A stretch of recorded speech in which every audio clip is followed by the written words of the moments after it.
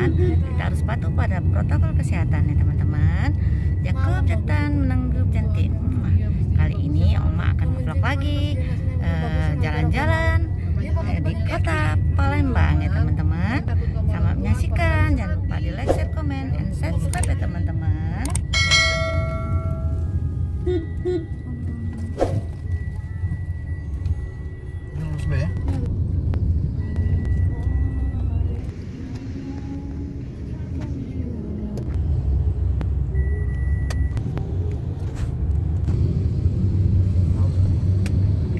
Teman-teman, sekarang Oma ada di dermaga KFC dan Batam Ampera di siang hari teman-teman. Biasanya malam hari, sekarang malam hari. Jangan lupa like, share, comment, dan subscribe di channel YouTube Oma Injil ya teman-teman. Ini api kapal.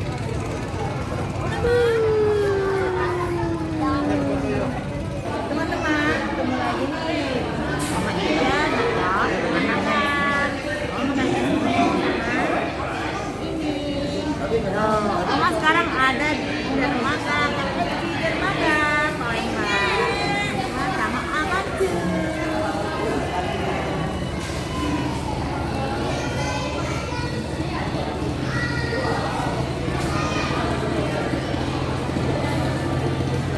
Oma makan dulu ya teman-teman.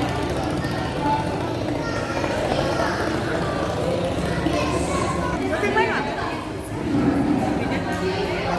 Halo, makanlah, Panca.